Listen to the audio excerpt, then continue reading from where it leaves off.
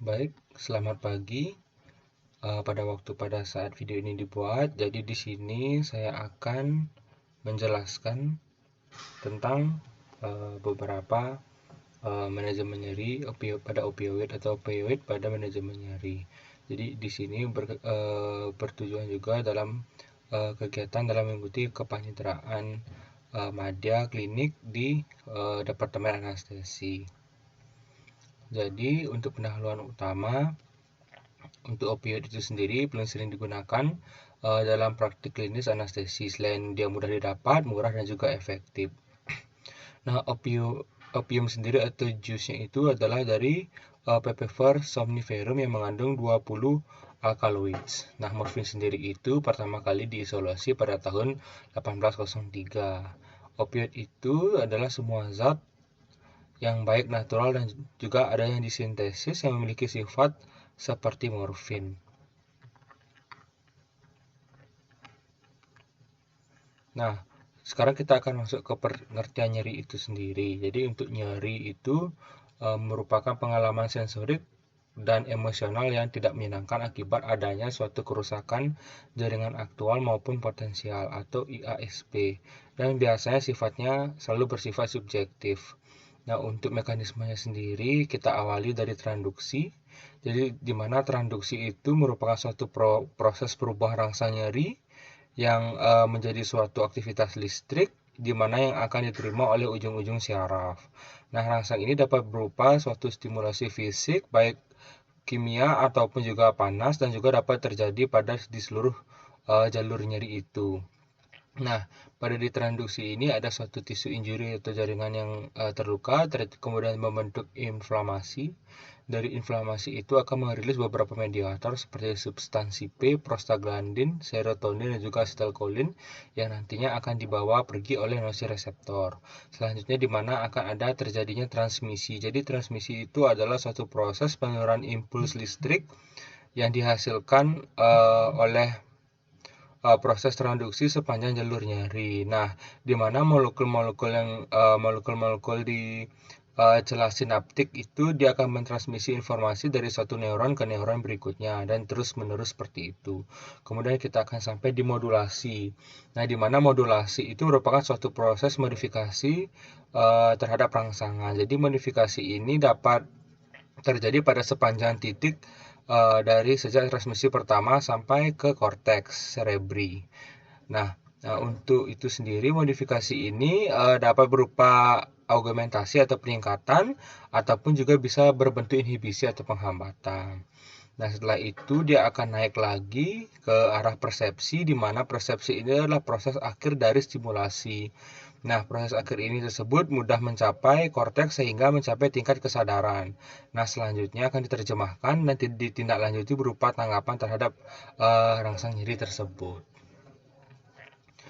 Nah, untuk penanganan nyeri akut itu sendiri, udah ada beberapa federasi yang mengatakan ini kita memakai berdasarkan World Federation of Society of Anesthesiologists atau WFSA.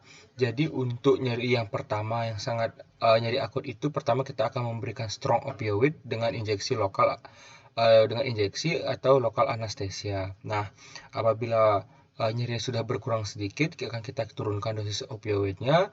Bisa kita gunakan lewat jalur mulut atau oral untuk mengurangkan sedikit rasa nyeri. Apabila rasa nyerinya sudah semakin sedikit atau bisa ditahankan, kita mengganti pilihannya dari opioid menjadi aspirin atau obat NSAID, non steroid antiinflamasi. Nah, di mana juga di sini WHO membuat pattern atau membuat pola step ladder. Jadi di sini biasanya digunakan pada untuk nyeri-nyeri kronis. Jadi dia berbalik dengan nyeri akut, di mana kalau di nyeri akut itu pada saat nyeri awal dirasakan itu kita menggunakan opioid yang sangat strong atau opioid yang berat. Nah, namun pada nyeri kronik ini atau yang bisa kita katakan nyeri kanker juga kadang-kadang bisa dikatakan. Jadi dia menggunakan obat non opioid dulu ditambah dengan adjuvan. Nah, untuk step 2-nya apabila masih merasakan nyeri baru kita gunakan dengan opioid tapi dengan mild to moderate pain. Jadi menggunakan non-opioid juga ditambah dengan non-opioid dan juga adjuvan. Nah, apabila dia masih sakit atau masih merasakan nyeri, kita akan menggunakan opioid dari moderate sampai severe pain. Juga kita tambahkan juga dengan non-opioid dan juga adjuvan non-opioid ini mungkin seperti NSAID atau juga aspirin. Nah, apabila masih no pain relief, tidak dapat tertahankan, baru kita menggunakan invasive dan minimal invasive treatments. Nah, bagaimana mekanisme kerja opioid itu sendiri? Nah, untuk mekanisme kerja opioid, jadi opioid dapat menimbulkan efek analgesia melalui mekanisme perifer. Jadi reseptor opioid itu sendiri yang terdapat pada jaringan saraf perifer yang dilapisi oleh mielin tipis. Nah, reseptor inflamasi ini mengakibatkan penambahan jumlah reseptor opioid di perifer dan juga densitas bertambah dalam hitungan menit sampai jam setelah respon inflamasi dimulai. Nah, dari gambar atau dari pernyataan di atas itu dapat disimpulkan bahwa mekanisme kerja opioid dapat dipakai untuk mengatasi nyeri melalui mekanisme perifer. Nah, reseptor opioid itu secara luas terdistribusi dalam sistem saraf pusat yang dikelompokkan menjadi 3 tipe utama, yaitu ada mu, kappa, dan juga nociceptor. Jadi nanti kita akan bahas di belakang.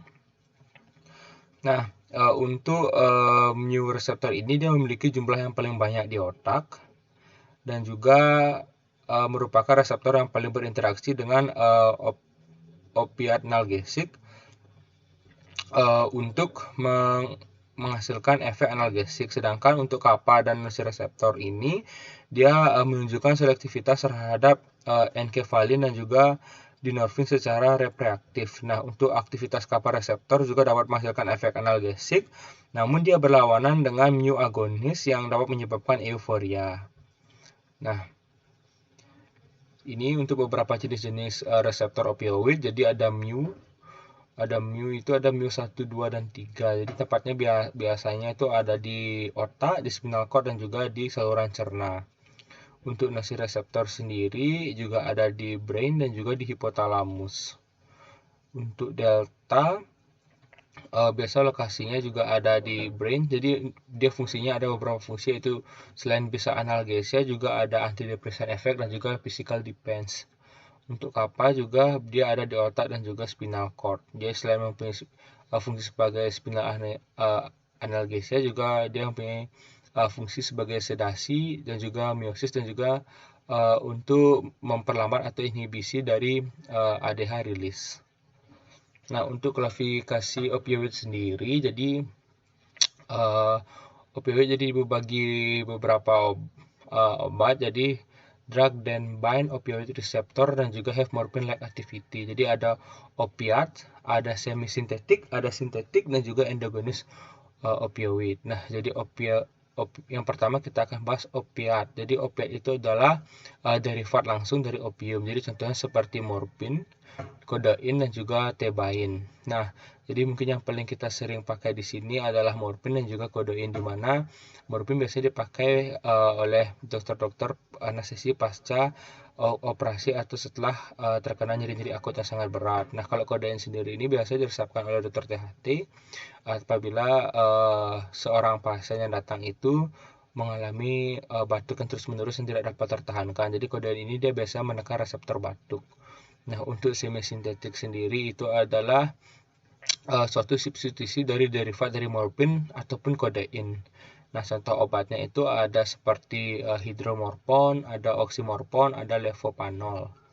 Nah, untuk turunannya sendiri di sini dia ada yang agonis dan atau antagonis seperti ada nalbupin, butopanol, dan juga ada pentazokin.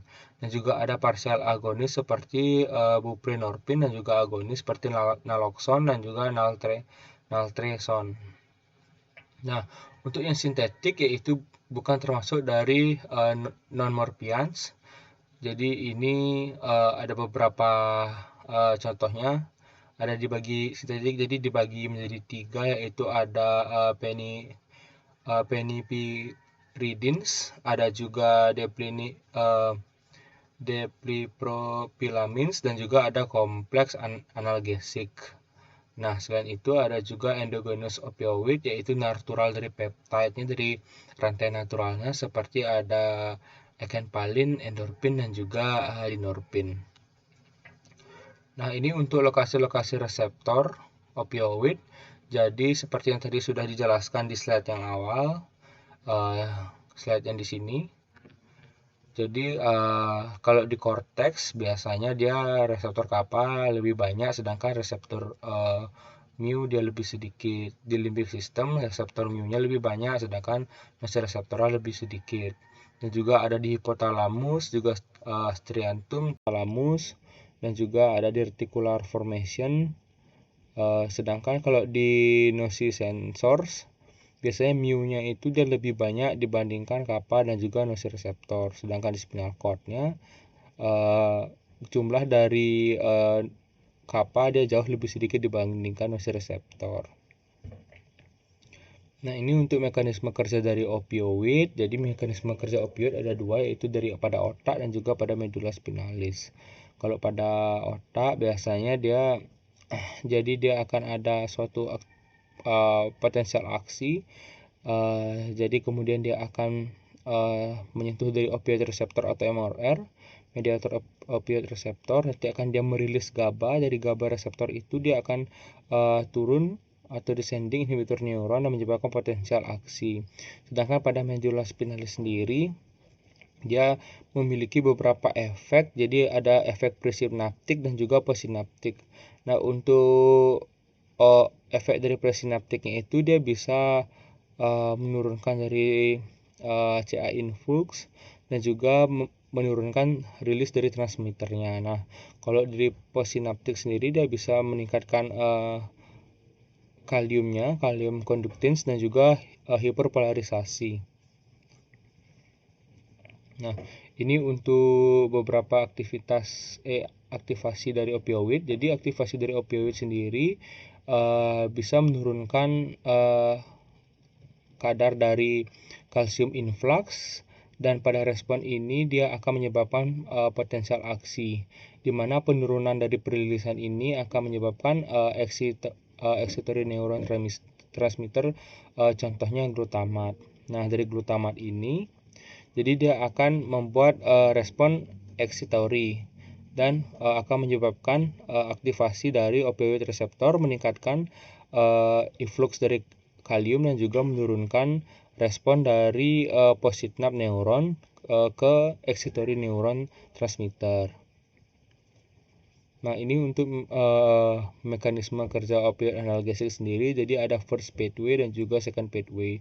Kalau dia dari first pathway, biasanya dia mulai dari mu reseptor, dia akan menjalar ke otak. Kalau dia dari second pathway, biasanya dia langsung tembus ke otak. Kemudian dari otak dia akan menghantarkan impuls balik ke rangsangan itu sendiri. Nah, untuk farmakodinamik opioid, jadi ada beberapa farmakodinamik. Jadi farmakodinamik itu adalah pengaruh obat terhadap kejadian di dalam tubuh. Jadi beberapa efeknya ada di bagian sistem saraf pusat dan juga respirasi. Pada sistem saraf pusat sendiri biasanya ada analgesia spinal dan juga supraspinal.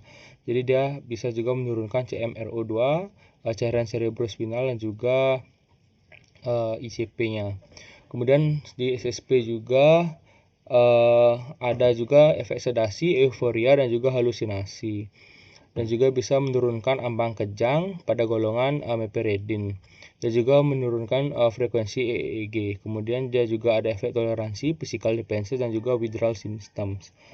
Nah, untuk kerja di respirasinya sendiri, biasanya ada pengaruh langsung ke medula dan juga bisa menurunkan respon ventilasi pada hiperkarbia dan juga hipoksia, dan juga bisa menekan refleks batuk seperti kodein tadi. Kemudian bisa bronkospasme karena juga ada banyaknya histamin rilis, biasanya pada morfin. Kemudian pada meperidin biasanya memiliki sifat antihistamin. Nah, pada efek kardiovaskular biasanya dia menurunkan heart rate melalui stimulasi vagal, ini paling sering. Kemudian juga pada meperidin itu terdapat atropine-like effect, yang dapat meningkatkan heart rate. Kemudian bisa juga meperidine ini mempunyai quinidine like action, jadi dia menurunkan eksitasi miokardial, namun pada dosis besar dapat menurunkan kontraktilitas dari miokardium. Pada sistem gastrointestinal biasanya dia akan ada mual muntah karena stimulasi dopamin, CTZ, dan juga area vestibular. Nah, dia juga bisa menurunkan peristaltik di usus dan menyebabkan perut menjadi kembung. Kemudian juga pada morfin menyebabkan spasme sphincter OD. Dan juga meperidine menyebabkan relaksasi sphincter renal dan juga gastrointestinal. Pada urogenital, biasanya morfin menyebabkan spasme ureter dan bladder sphincter. Dan juga meperidine bisa menyebabkan relaksasi atau relaksi dari sphincter daerah renal. Untuk muskuloskeletal sendiri biasanya fentanyl, jadi ini sebuah obat yang paling sering dipakai. Itu biasa dia menyebabkan chest wall muscle rigidity yang dapat mengganggu ventilasi. Kemudian bisa juga adanya histamine release yang menyebabkan warm and flush sensation. Dan juga ada meiosis karena stimulasi nucleus enger Wetzpal pada saraf okulomotor. Ada juga hipotermia karena menurunnya metabolic rate, vasodilatasi, tonus otot menurun, dan juga terganggunya termoregulasi. Ya, kemudian untuk kehamilan biasanya obat-obat golongan opioid atau farmakodinamik dari opioid ini sendiri dia bisa menembus sawar plasenta sehingga dapat menimbulkan depresi napas pada neonatus. Nah, untuk endokrin dan imunitas biasanya dia akan menekan suatu hormon dari ACTH, LH, dan FSH biasanya berhubungan dengan infertilitas. Nah, untuk menekan imunitas karena dapat menyebabkan apoptosis dari limfosit. Untuk farmakokinetik opioid, jadi bagaimana obat itu bekerja. Jadi ada absorpsi, jadi di mana sangat tergantung pada rute pemberian. Pemberiannya itu baik oral, transdermal, subkutan, intravena, intramuskular, atau neuroaksial. Jadi itu tergantung pada high fast metabolisme atau FPM pada morfin. Namun pada kodein dan oksikodon dia high fast metabolismenya dia rendah. Kemudian untuk distribusi sendiri, jadi distribusi ada yang larut dalam lemak. Biasanya dia akan kalau larut dalam lemak yang tinggi dia akan menjadi early onset. Kemudian dia non ionized fraction more lipid soluble, dan juga ada pKa. Jadi pKa itu dia larval non ionisasi form. Jadi dia akan membuat greater membrane permeability, jadi akan terjadinya rapid onset atau onset yang cepat. Untuk metabolisme sendiri dan juga ekskresinya, morfin dan turunannya itu di metabolisme di hati menjadi morfin 3 glukuronidat dan juga morfin 6 glukuronidat, jadi lebih poten dan juga durasi lebih lama. Kemudian kalau kodein itu sendiri biasanya di metabolisme di hati juga oleh sitokom P450 dan juga CYP3AD dan juga CYP2D6. Jadi morfin dapat menurunkan antitusif dan menaikkan analgesik. Kalau meperidine sendiri itu juga di metabolisme di hati menjadi norepinephrine, jadi bisa menyebabkan kejang. Untuk ekskresi utama pasti dia melalui ginjal. Jadi semua ekskresi obat pasti bakal melalui ginjal karena fungsi ginjal adalah mengekskresi semua yang ada di dalam darah. Jadi hati-hati pada pasien yang dengan gangguan fungsi ginjal seperti chronic kidney disease atau gangguan fungsi atau gangguan dari struktur ginjal. Jadi juga akan hati-hati pada pemberian waktu yang lama karena efek sampingnya sangat banyak atau sangat tinggi. Nah, ini untuk beberapa contoh opioid. Jadi ada fentanyl, biasanya paling sering dipakai di RS Sanglah untuk menenangkan pasien. Jadi waktu paruhnya kalau dia IV biasanya 2-4 menit dengan onset IV beberapa menit saja, dengan durasi analgesiknya IV itu bisa setengah sampai 1 jam. Nah, yang paling sering dipakai juga ada morfin, biasanya waktu paruhnya 2-4 jam dengan onset secara IV atau intravena 5-10 menit. Kalau per oral biasa 30-60 menit. Kalau dia durasi analgesiknya biasanya 3-12 jam. Nah, kode ini juga sering dipakai dengan waktu paruh 3-4 jam dengan onset 30-60 menit dan durasi analgesik 4-6 menit. Nah, untuk evaluasi nyeri, dimana kita tahu sekarang untuk tanda-tanda vital selain tekanan darah, kesadaran, suhu, dan juga laju nafas dan juga laju nadi, sekarang evaluasi nyeri juga dimasukkan dalam suatu tanda-tanda vital. Jadi kita harus mengevaluasi juga tanda-tanda nyeri dari pasien pada saat pasien datang ke UGD maupun ke poliklinik. Jadi untuk evaluasi nyeri sendiri biasa kita memakai Wong-Baker FIS atau kita memakai FAS. Jadi kita melihat melalui angka-angka dan kita nilai angka-angka tersebut. Nah, kalau untuk intensitas nyeri pasca bedah, biasanya kita akan berkoordinasi juga dengan dokter bedahnya. Jadi misalnya surgery prosedur pada operasi mata. Jadi untuk tipe pada pain-nya biasanya dia ada nociceptive, neuropatik, dan juga enucleal pada retinal surgery. Jadi intensitas dari nyerinya itu biasa dari ringan ke berat. Nah, ada juga seperti yang paling sering dilakukan yaitu operasi upper abdomen. Misalnya seperti laparotomi, ini paling sering laparotomi eksplorasi untuk misalnya kalau dia ada suatu infeksi yang menyebar di seluruh ruang abdomennya, biasanya dia bersifat nociceptive, somatik, dan visceral, dan juga neuropatik. Ini bisa dari moderate to severe. Nah, ini juga lower abdomen, ada hysterektomi, ada hernia. Selain itu pada yang berat juga ada pada spine, di mana ada spinal fusion dan juga laminektomi dan diskektomi. Biasanya itu tipe nyerinya dia ada nociceptive dan juga neuropatik. Biasanya intensitas dari nyerinya bisa dari ringan ke berat maupun dari menengah moderate ke berat. Nah, untuk manajemen nyeri akut sendiri seperti yang sudah dikatakan tadi, biasanya dia dengan terapi farmakologi berupa obat-obat dan juga adjuvan secara parenteral ataupun enteral. Nah, terapi opioid yang paling sering disarankan adalah menggunakan PCA atau pasien kontrol analgesia. Namun tidak semua rumah sakit memiliki alat tersebut. Selain harganya mahal, pada harga alatnya itu mahal dan juga harga yang harus dibayarkan pasien itu juga mahal menggunakan PCA ini. Maka opioid dapat diberikan secara kontinu dengan pengawasan acute pain service atau APS. Nah, dengan regional atau lokal anestesi, terapi dengan farmakologinya misalnya ada TENS, ada akupuntur, dan juga serioterapi. Nah, untuk nyeri akut pasca bedah ini termasuk vital sign yang kelima, seperti yang tadi saya sudah jelaskan di awal pada saat menjelaskan tentang Wong-Baker tadi. Kemudian juga ada penggunaan opioid postoperasi sebagai preemptive analgesia.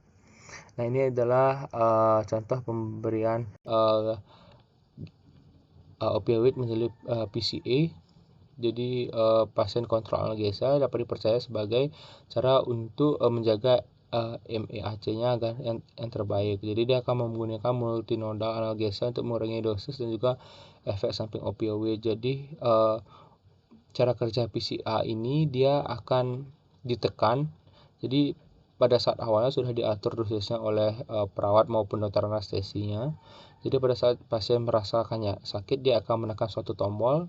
Pada saat tombol ini ditekan, dia akan memasukkan obat ke dalam tubuh pasien. Prinsip kerjanya mirip seperti syring pump, hanya saja kalau syring pump dia masuk ke dalam pembuluh darah atau melalui intravena itu dia secara tidak terkontrol atau dikontrol oleh mesin, sedangkan pada PCA ini analgesi yang masuk ke dalam tubuh pasien atau ke intravena pasien itu dia sesuai dengan kontrol pasien itu sendiri. Apabila dia merasa sakit, dia akan menekan tombol itu, obat akan masuk dan akan memblok rasa nyeri tersebut. Nah, untuk dosis opioid intravena, jadi opioid yang sering dipakai seperti morfin contohnya, jadi continuous dose-nya 5-40 mikrogram per kilogram berat badan per hari per jam, dengan intermediate dosisnya 0,3 mg per kilogram per 3-4 jam. Dan juga fentanyl dia 1-4 mikrogram per kilogram berat badan per hari. Jadi intermediate dose-nya jadi 0,5 sampai 1,5 mikrogram per kilogram berat badan per 0,5 per 1 jam atau setengah sampai 1 jam. Nah, petidin ini biasanya dia tidak disarankan mungkin karena banyak efek samping yang terjadi pada penggunaan petidin ini. Nah, untuk protokol pemberian opioid sendiri, jadi yang pertama adalah perintah dosisnya harus jelas. Dia penggunaannya harus menggunakan syringe pump atau juga PCA yang tadi. Jadi penyesuaian dosis untuk pasien itu juga yang memiliki kelainan penyesuaian dosis untuk pasien yang tidak memiliki kelainan hepar dan juga ginjal. Kemudian perhatikan obat lainnya yang memiliki sifat sedasi. Kemudian opioid oral diberikan setelah opioid IV telah selesai. Setiap pasien juga harus terpasang full oximeter untuk memonitori dari tanda-tanda vitalnya, kemudian juga menggunakan analgesik adjuvan. Nah, untuk breakthrough pain-nya biasanya kita gunakan opioid pada syringe pump yang sama. Jadi dilakukan pencatatan terhadap dosis yang diberikan, bila perlu dilakukan eskalasi dosis dengan rate of escalation tergantung dari derajat nyerinya. Kemudian naikkan 30-50% pada mild to moderate pain dan 50-100% untuk yang severe pain atau nyeri yang berat. Nah, untuk tapering dan juga menghentikan infusi dari opioid itu sendiri, jadi transisi dilakukan setelah pasien bisa makan dan nyeri berkurang. Kemudian kita bisa menurunkan rate infusion pump perlu dilakukan apabila opioid continue lebih dari 5 hari. Kemudian penurunan infusion rate 25% per hari mengurangi insiden terjadinya withdrawal effect. Kemudian observasi dan penyesuaian dosis dilakukan selama transisi ini. Nah, untuk konservasi ke opioid oral biasanya setelah dikonversi dari intravena ke oral ke dosis oral, pertimbangkan untuk menurunkan per oral dosnya menjadi 20-30%. Nah, untuk konversi dari intravena ke oral, kebalikannya hanya diperkirakan sehingga perlu dilakukan monitoring dan juga penyesuaian dosis. Nah, untuk opioid konversi sendiri ini ada beberapa tabel nanti bisa kita lihat. Contohnya kalau dari parenteral dia 1 mg, pada oral kita kasih 3. Kalau misalnya seperti hydromorphone pada parenteral 0,2, pada oral kita kasih 1 mg. Nah, untuk toleransi jadi toleransi sendiri adalah perubahan hubungan dosis respon terhadap paparan terhadap obat dan perlunya peningkatan dosis untuk mencapai efek yang setara. Jadi berkembang dalam beberapa tahapan, jadi mulai dari depresi respirasi, ada somnolen, menjadi nausea, analgesia dan juga konstipasi. Kemudian toleransi analgesia jarang menjadi masalah. Jadi biasanya dosis opioid relatif akan stabil ketika tidak ada patologi yang memburuk, di mana peningkatan kebutuhan opioid pada setelah periode stabil seringkali merupakan penanda perburukan dari suatu penyakit itu sendiri. Nah, untuk dependence sendiri dia munculnya sindrom penarikan atau withdrawal setelah penurunan dosis atau pemberian antagonis opioid. Kemudian ini sering muncul pada beberapa hari setelah pemberian opioid. Jadi tidak akan menjadi masalah klinis apabila dilakukan tapering sebelum hentian obat. Tapering itu biasa dilakukan tidak lebih dari 50% dari dosisnya itu per harinya. Nah, untuk manajemen overdosis sendiri, jadi apabila ada sign dari overdosis seperti hipoventilasi yang berhubungan dengan concerning simptomnya atau tanda-tandanya, ada malignan arrhythmia dan juga ada agitasi dan juga unraised deep unconsciousness, jadi dia bingung.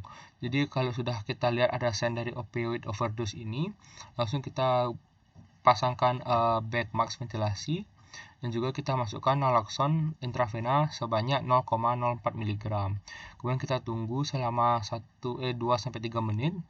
Jadi kalau ada respon yang inadekuat, jadi kita lanjut ke step selanjutnya, kita masukkan lagi juga 0,4 intravena naloxone. Kita juga tunggu apakah ada respon yang inadequate selama 2-3 menit. Kalau sudah ada respon yang adekuat, juga kita akan tingkatkan naloxone-nya dengan pemberian secara intravena 0,08 mg. Kemudian kita lanjutkan dengan reassessment dan doubling of naloxone dosnya sampai terjadi respon yang adekuat. Jadi untuk maksimal dos dari naloxone-nya itu adalah 2 mg. Nah, apabila sudah ada respon yang adekuat, jadi kita akan observasi pasien secara ketat, kurang lebih sekitar 1,5 jam atau lebih. Jadi apabila tanda-tanda dan juga gejala-gejalanya sudah hilang, jadi kita akan diskusikan untuk penanganan selanjutnya, dan juga kita perlukan untuk pemasangan endotracheal tube untuk intubasi, dan juga kita pindahkan pasien tersebut ke ruang intensive care atau ICU. Nah, mungkin sekian yang bisa saya sampaikan masalah tentang opioid dalam manajemen nyeri. Terima kasih sudah menonton, dan juga terima kasih atas perhatiannya.